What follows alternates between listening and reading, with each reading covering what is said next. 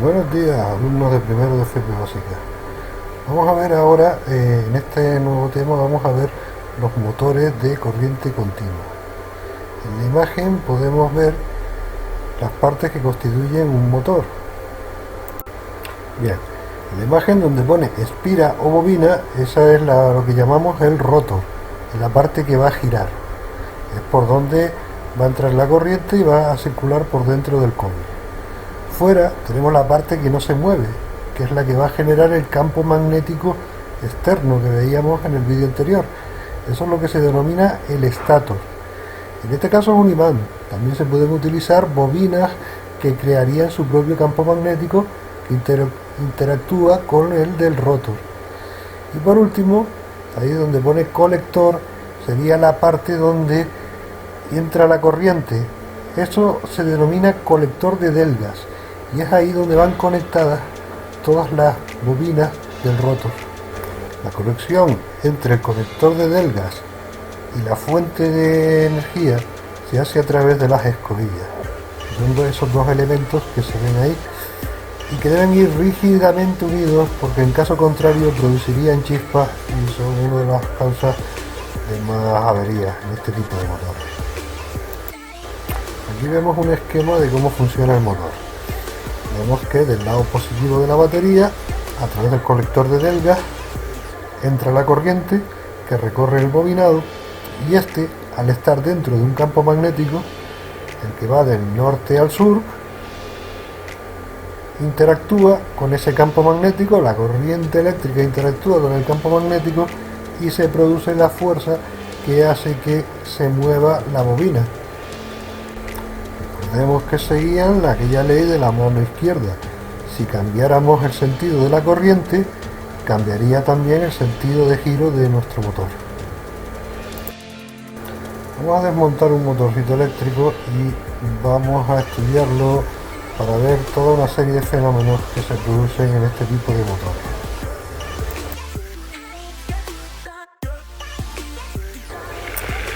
Lo primero importante es que hay que darse cuenta que aunque haya corriente, si no hay campo magnético no se va a producir el giro. Tienen que interactuar ambos. Vemos que al separarlos desaparece el giro. Otro fenómeno importante a tener en cuenta es que la velocidad va a depender de la intensidad. Por un lado va a depender de la intensidad del campo magnético. Es que al acercar, al haber más campo, se produce más velocidad. Y también es importante el ángulo que forma el campo magnético con la corriente.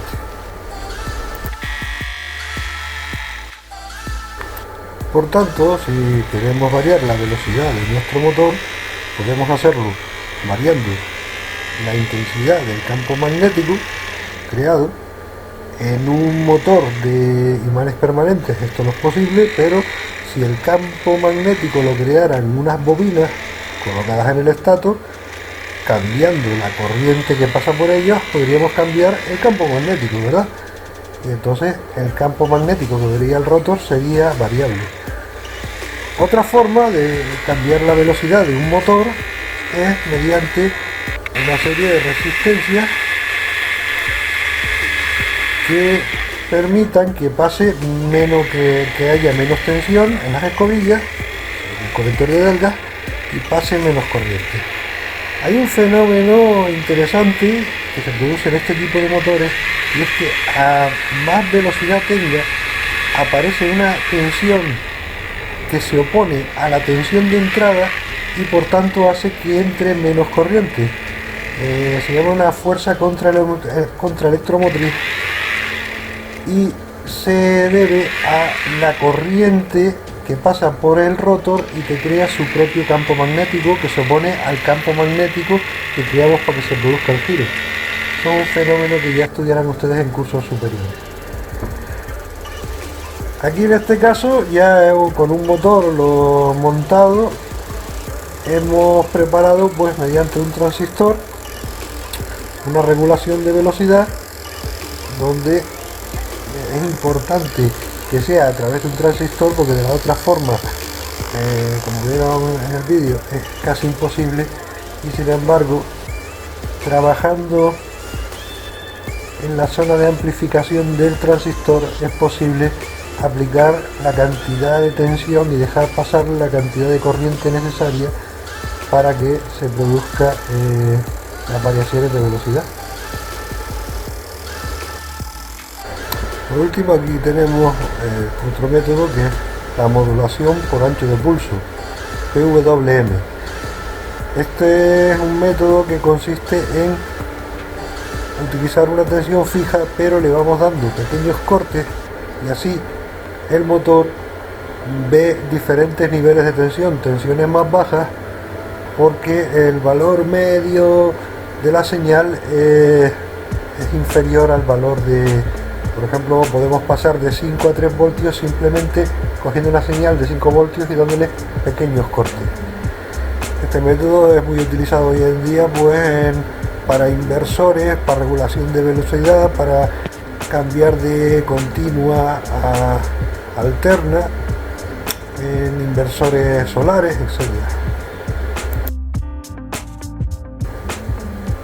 Y hasta aquí hemos visto la variación de velocidad de un motor de continua. Para ver cómo cambiamos el sentido de giro de un motor, fijémonos en esto, que es lo que se denomina un puente H. Fíjense que en el puente H la tensión se cierran los dos que están en la diagonal, los dos interruptores que están en la diagonal. Esto se suele hacer mediante transistores y permitimos que la tensión pase de uno de los lados del motor a través de su diagonal a tierra o desde el otro, tal y como estamos viendo aquí en la figura. Pues con esto hemos terminado este tema de motores. En un siguiente vídeo hablaré de otro tipo de motores de continua, como pueden ser los servomotores, los motores de paso a paso, que son muy utilizados, y veremos un poco cómo funciona el motor de corriente alterna, y con esto prácticamente hemos terminado. Muy bien, muchas gracias.